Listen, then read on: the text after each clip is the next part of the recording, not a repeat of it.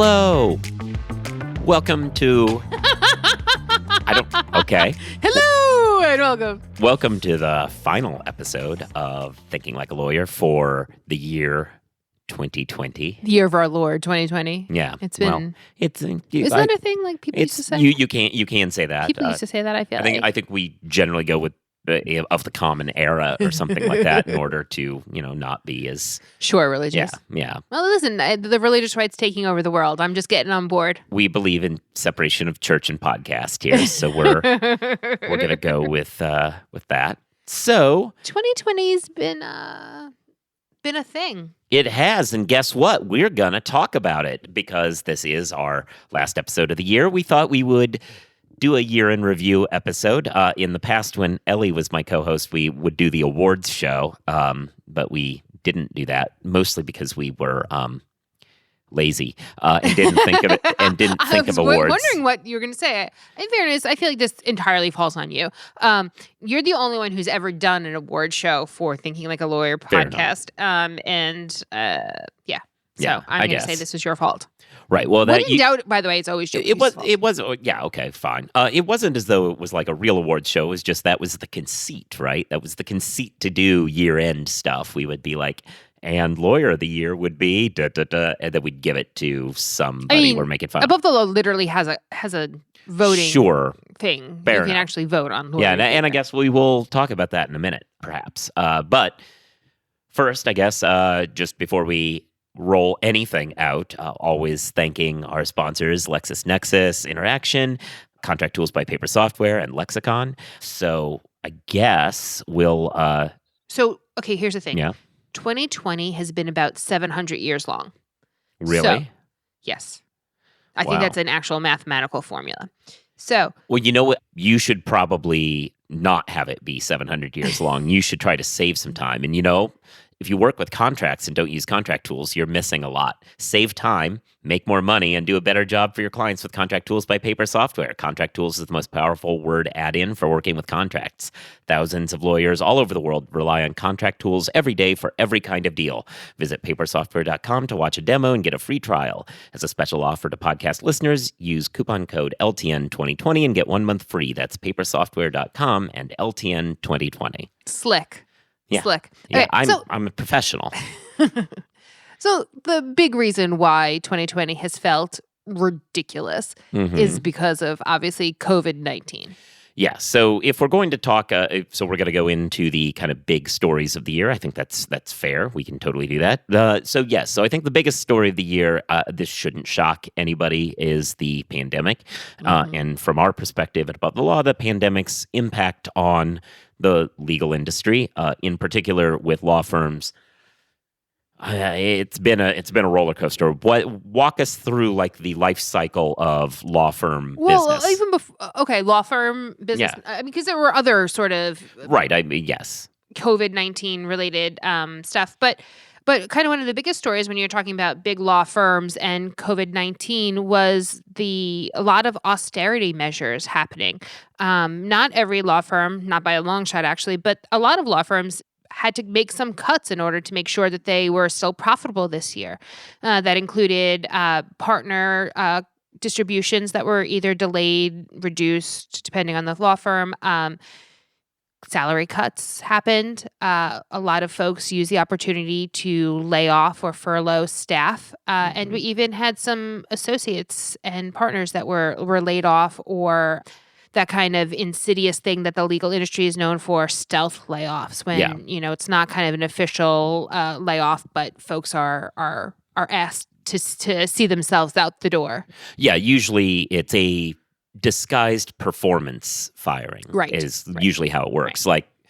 Like, as in, you've worked there this whole time. No one has ever said you've been anything but perfect, and then all of a sudden you have a review that is, we have all of these problems. You have 3 months to leave the firm. Right. And so we're firing you for performance, even though there's never been any indication. Right. Yeah. And I mean, listen, part of that is because law firms are not great about performance reviews. That's part of it. Part of it's because they don't want the publicity of saying, yes, we have in fact laid people off.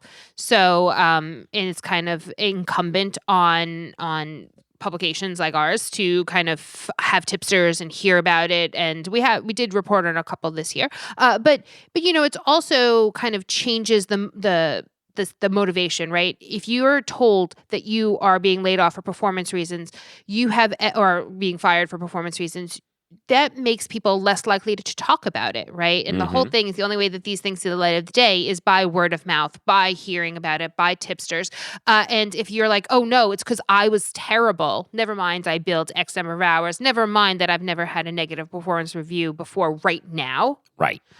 You're less likely to talk about it. There's a shame involved. And it's meant to create an environment where people are unwilling to talk about what really happened to them at the law firm. Yeah.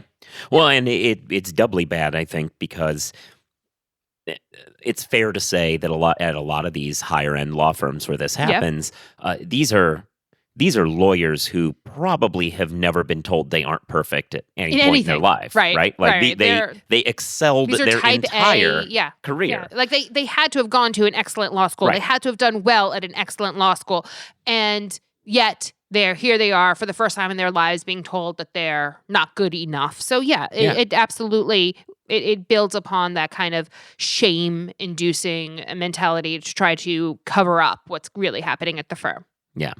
And it's problematic. But so after... So that happened a lot in the spring. Yes. All right. So that was the spring. So then we fast forward a bit. We start getting a few trickles in of firms reversing those austerity measures, starting to pay people back. So I think there's really kind of two levels of the reversing of the austerity measures. The first is your salary is no longer cut. Right, which has happened at more firms, saying, you get, congratulations, here's your full salary again. And then there's a second level, which is, and here's the money that you should have earned, right? Which is still happening. That's taking a little bit longer. A little bit longer. It's not, some firms are making lump payments. Some are kind of spacing them out. It's kind of very individualized depending on the firm, but by and large, we are seeing the end of big law austerity measures and making some sort of restitution for it. And then we hit the fall and wow, things really took a turn. Yeah. It turns out big law's doing just fine. Well, that's a shocker. Yeah. What do you know? Yeah. Listen, there's absolutely an economic downturn that happened, but it seems as if the elite in big law are gonna be okay. This is not 2008, 2009. This is a different kind of an economic downturn. And the other thing, also kind of contrasting it with 08, 09, is that instead of massive associate or attorney layoffs, firms were much more likely to institute these cost-cutting measures, whether it be salary cuts, whether it be partner distributions, whether it be, other sorts of things. So that was actually really nice to see. And I think part of the reason is that literally firms have learned from the last economic downturn, right? There was a classes worth of associates that, they laid off juniors because they didn't need as many people to stock these big cases because they weren't getting these big cases. And then all of a sudden when they were supposed to have a giant class of mid-levels, they had one person. Didn't, yeah, right. And they were kind of screwed, right? So, I think that there's definitely this kind of learning from what happens. But then in the fall, starting with Cooley, they were the first firm to announce COVID appreciation bonuses, special bonuses. People sometimes rankle at that name, COVID appreciation bonus. The world's so bad. We shouldn't be celebrating COVID. I'm like, that's not what's happening, right? Yeah. They're saying thank you. Yeah, they're not appreciating COVID. Yeah, that's not what's happening. And then Davis Polk came over the top and actually made significantly larger bonuses than Cooley did, who introduced them. And just to say thank you to associates, a lot of associates are billing crazy amounts right now because there is a lot of litigation. There's a lot of cases. There's a lot of things going on in the legal world. There's lots of hours to be had at some firms. I guess it kind of depends on your practice area. But regardless, even for those who didn't bill as many hours as they might have in previous years, I think a lot of firms were happy that they had folks who were still working and good at their jobs and kind of that stuff. And whether or not everyone gets them versus having to hit certain hours requirements has sort of been kind of a line in the very, very top of the big law versus some of the other firms who are just trying to kind of keep up. But yeah, people are getting extra special bonuses this year, which is pretty nice. Right, and these do more or less do not trade off with the regular bonuses, Correct. which were unchanged from previous years. Correct. These are all in addition to year-end special bonuses plus year-end bonuses. Yeah. So for a lot of firms, it was a journey, but after some issues, they appear to have come around the other side pretty well. And for firms that haven't, you should do some reading, because how have law firms weathered previous economic downturns and come out stronger on the other side? LexisNexis Interaction has released an in-depth global research report confronting the 2020 downturn, lessons learned during previous economic crises. Download your free copy at interaction.com/likealawyer to see tips, strategies, plans, and statistics from leaders who have been through this before and how they've reached success again. You know, one of the under-the-radar developments of 2020, I think, that is related to what we talked about there is the rise in tech adoption and the concept of working from home. I think we had a special series that we wrapped up, but we had a special series about COVID and the law, the ATL COVID cast. And we talked to an architecture firm that did office architecture about how this is going to change the design of offices going forward. There's going to be less need for giant footprints. You're going to have more people working from home, more people working and collaborating as opposed to sitting in their office. Yeah, we did a story this year about shared offices that some big law firms are doing a system where even partners don't have assigned offices and they have to share. Yeah. Depending on who's coming in that day. And, you can kind of take over whatever spaces you want. And that's a very different kind of a law firm world than that kind of old school one partner with kind of mountains of paper in their office that probably couldn't be moved even if you tried. I think we've got a situation where lawyers who are inherently stodgy when it comes to technology were forced to learn what's out there. Yeah. And they more or less have come away thinking, this works. We should have been doing this all along. And so I think we're going to see a change in the way the legal profession operates going forward. I do think that, but I don't want to come across as being kind of we're never having offices again. Oh no, there'll be offices, but as good as it's been, and I think that they're going forward. I think there will always be a component of working from home, but I also think people have realized the benefits of collaboration and the in-person kind of experience, particularly for younger associates. True. We've talked to a lot of folks who say, it's really a very deliberate thing to try to train new associates who have never worked in a law firm before, who have only worked working from home, right? And the other thing is, firms have to up their communication level probably about everything, and that was probably always true. But especially with working from home, not everyone knows how long this is going to last, right? Or what's safe, and different states have different requirements, and what the firm's plan going forward will be interesting. I know one of the new classes of associates at a firm were told, listen, you don't have to move close to the office yet. We'll let you know in plenty of time, like wherever you are, whatever plans you have, don't make it based on, the assumption that you're going to be commuting anytime soon.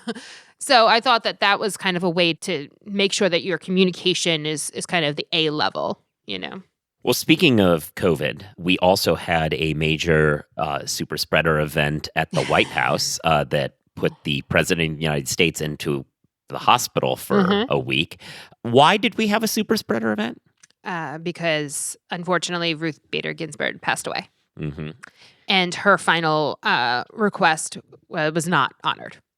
Yeah, well, I never really understood the whole push about my wish. And I'm like, well, if that was your wish, you could have quit earlier. And I'm not one of these people who says that justices have to quit, but if that's actually your wish, there's a way to do that, which is to not have been here still in your job at this point.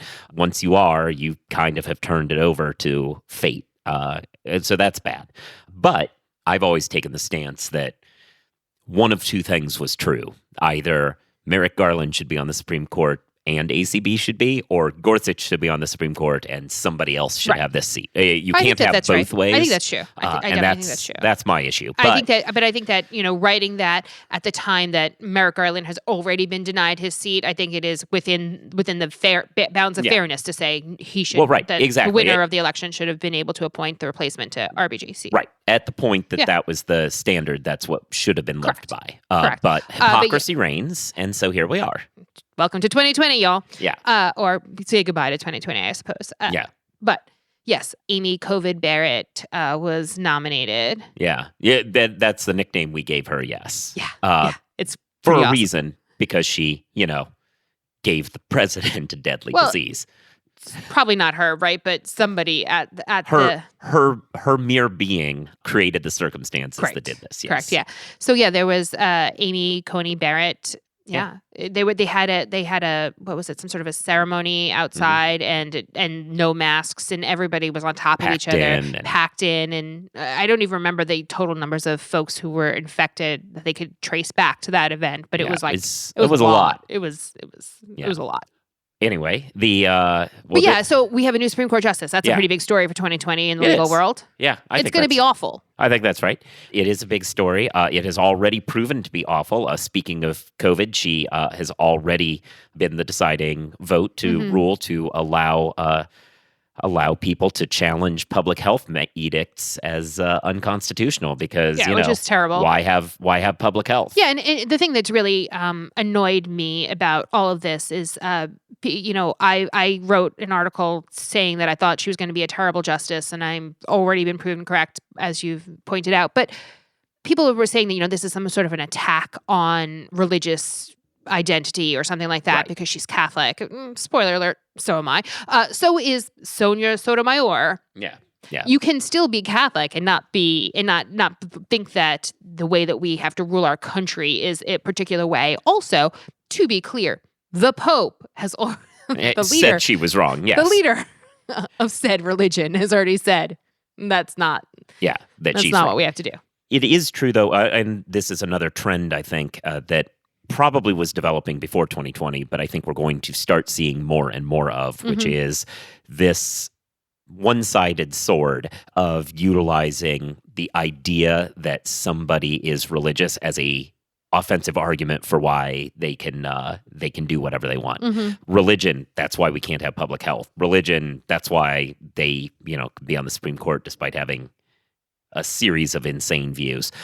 These are defensive, and it's one-sided because at the same time we're watching, especially down if anyone's monitoring these Georgia runoffs, we're watching a political campaign where those same defenders of hers are running a deeply religiously targeted campaign, criticizing Warnock for his religion, which is you thought was what was supposedly off limits, but here we are. It's very, what's good for me is good for me. What's good for you is not good for me. But this idea that religion now operates that way, as opposed to its historical role, as we kind of kicked off the show about separation of things. It used to be very much about protecting from religious discrimination at the hands of a government. And now it seems to be turning a different direction. And I think she is this was probably a trend that we can point has been going on, but she operates as something of the avatar of it at this point. But continue with the Supreme Court, I guess. Let's move to a conversation about the election. We had an election. That election now has become mired in a series of lawsuits. The elite strike force of Dr. Jenna Ellis. Oh, stop it. Yeah, we're not doing that. Yeah, she is not, in fact, a doctor because she's a JD. This is not an aspersion on other people claiming to be doctors who have actual PhDs, like real doctorates, but lawyers, no. No, just earning a JD does not do not call yourself doctor. You just sound like a pud. Yes, so Jenna Pud Ellison and Rudy Giuliani, who also literally melted on stage. See, you're going with that. I'm going with sticking his hands down his pants with a 15-year-old. That also happened. Which he just, I just don't he really has had a year. And then is he the lawyer? Is he your personal lawyer of the year? Honestly, he's hard to beat in my mind. Like, throughout the year, he's been Johnny on the spot for every crazy story. So I don't know. He would be my vote. But and to be clear, when we say lawyer of the year, we do not mean it's not necessarily a good thing, but the lawyer that has had the largest impact. Right. And many times it has been a good thing, and sometimes it's been a bad thing. Not necessarily. But yes, above the law's lawyer of the year is much like Time Pretends person of the year is. Mm-hmm. It's supposed to be about the biggest newsmaker, whether that's good or bad, but Time has clearly turned it into always being good, so whatever. We don't necessarily. So, Rudy, that's the Elite Strike Force. Meanwhile, Team Kraken, the Sidney Powell wing, they were together at one point, and then they split off, and Sidney went her own way. It was kind of like a... And then she tried to be appointed special counsel. Yeah. Well, she's now apparently in conversations about being a special counsel to investigate all of the quote unquote fraud that every judge has, several of them being Trump appointed judges, have looked at and said no to. We also then learned about the Supreme Court, including our newest justice, all kicked to the curb this attempt by Texas to sue the other states for not voting the way Texas did. It's not how original jurisdiction works.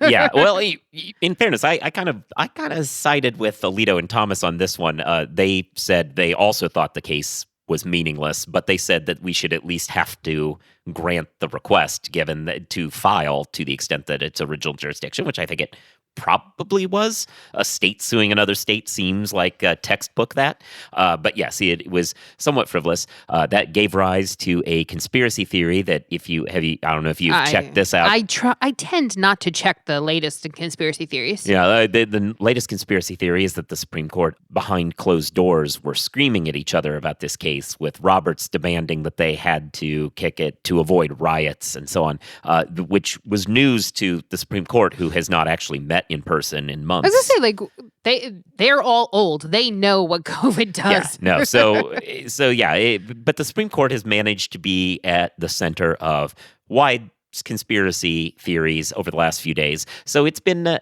year for them too. They got a new justice. Mm-hmm. They lost a justice, got a new justice, and now are had at the fights center. that they didn't even know that they were having. Yeah, at the center of a giant conspiracy. I mean, also, there's no way Alito doesn't put out his own dissent if he felt that way. Well, and Alito did put out but Alito. Right, but it wasn't a dissent from the right. Exactly. Right. Like they put out a statement saying we would have heard this, but no other relief. Like they were explicit that this was unanimous on this being completely ridiculous. Correct. And as unanimous as you can be, theoretically, a third justice could have joined them and chose not to write that. I suppose. Sure. But whatever. But the point is, if Alito had to be yelled at, everything we know about Justice Alito makes it very clear he absolutely would have said something. Yeah. Like he's not one to hold his tongue. Yeah, not a shrinking violet. Anyway. No. So it's been a fun year for the Supreme Court. They've got a lot of issues to handle. Maybe they should streamline some of their administrative tasks. Let's hear from Lexicon. Here's a message just for the attorneys out there. So you passed the bar, joined a firm, or even built your own. Now are you finding out that you're doing more administration than actual law practice? Lexicon can help. Lexicon is a legal services and technology provider with over a decade of experience streamlining administrative tasks like timekeeping, HR, billing, client intake, and more, so you can focus on maximizing billable hours and increasing client satisfaction. Call 855-4LEXICON or visit lexiconservices.com/go to learn more.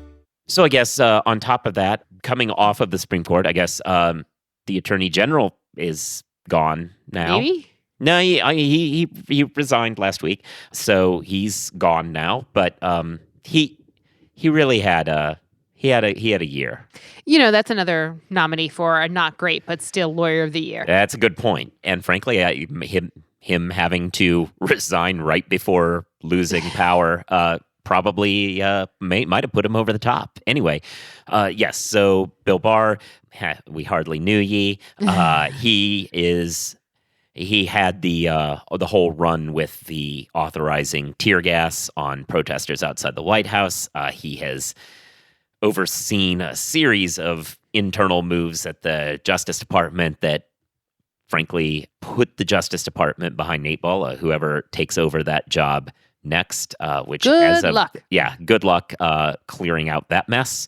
Well, actually, the next person to take that job won't be trying to clear it out, I suppose, because we will have acting Sure. attorney general in the first place. But yeah, that was a whole thing.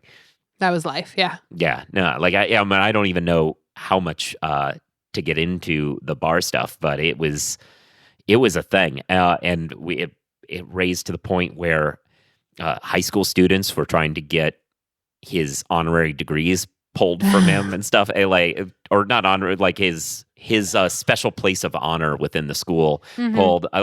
It just spoke to the level to which this guy evoked serious emotions from folks for the way in which he was handling his office. Listen, in 15 years, there will be some doctorate that is actually written by somebody who will deserve to be called doctor, about Bill Barr's role in the 2020 everything. Gestures wildly at the state of the world, Yeah, no, yeah. The one that got me was actually not even about any of this. It was the revelation that he came into the job of Attorney General having come from private practice and then had the Department of Justice drop the case against his client as soon as he took over, which that just seems bad. Yeah, it really, yeah. These were the stories that made us this year, and it was what it made us was bad folks. I guess we should quickly take a moment to acknowledge the bar exam, and obviously we've talked about this quite a bit too. Exam, I thought it was a good segue. Yeah, but we've obviously talked about this a lot, but we have a situation in which we continue to license people through a generalist closed book exam, despite the fact that lawyers are pretty much no longer generalists, and definitely not closed book. And the practice of law is aggressively Wide an open book process. We still have that. We therefore put ourselves in a situation where some states forced students to meet in a conference room or convention hall to take a test. We got people actually confirmed having COVID while they were taking the test, as it turned out, which is horrifying and led to so 2020 though, like as dangerous conditions. As a story that really puts the kind of the pinpoint on the year. The alternative was in most states were online exams, which were fraught with technical difficulties, up to and including problems where they ended up flagging people for cheating for doing nothing. That was treated as the better option. There are a few states that typically it's not just. It is in fact a better option.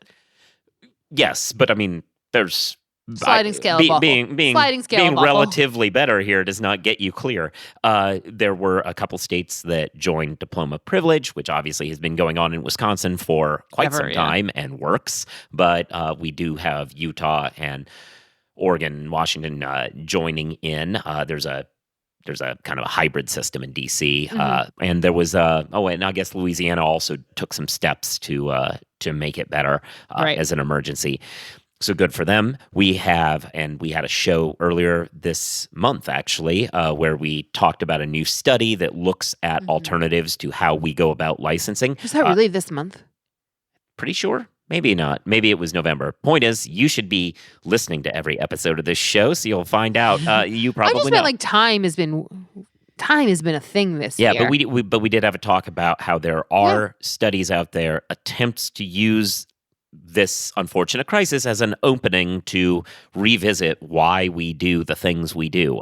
And at this point, the bar exam is so anachronistic. It doesn't make much sense. It was really devised as an answer in an era before organized legal education. Right.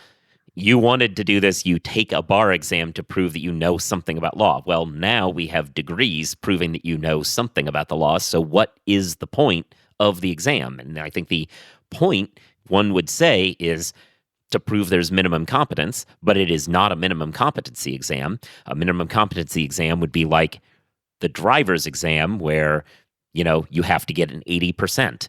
We don't grade the bar exam that way. It is a scaled exam, and it's done that way because they're attempting to just let a certain percentage of people through. It's protectionist, right? It has nothing to do with minimum competency.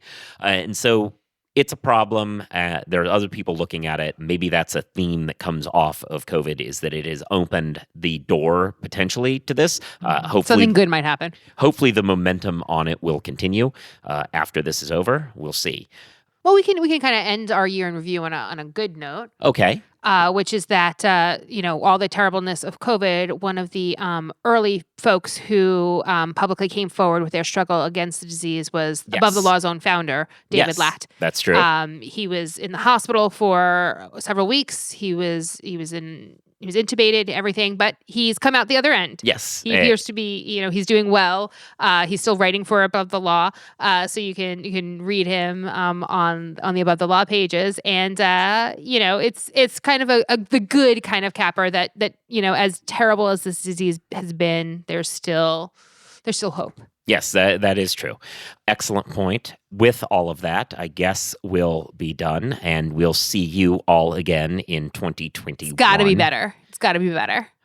See, that just seems like bad. That's like saying somebody's not missed a field goal this year. Like, that's just, you just You've seen those Dr. ruined Pepper it. commercials? I have, yeah. It's a good one. This is not a jinx. This is just statistically, listen, there won't be a general election in 2021, which has to make some of the crazy less. Maybe. Hopefully. Anyways, thanks for listening. You should be subscribed to the show. You should give it reviews, just the stars, write something about it. All of that stuff helps the algorithm move us up the rankings of legal podcasts, so the more people can hear it. You should be reading Above the Law as always.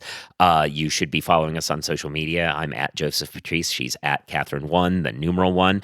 Check out The Jabot, another podcast that Kathryn hosts about diversity issues in law. You can check out Legal Tech Week, the legal technology roundtable that I'm a panelist on every week, about talking about legal tech stuff. I mean, not this week because we're on break, but during normal times. You should check out the During other ordinary times. Yeah, ordinary time. Oh, yeah. See, you you are back then. Catholic. Yeah.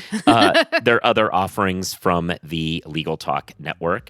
Thanks, as always, to Contract Tools, LexisNexis Interaction, and Lexicon for sponsoring today's show.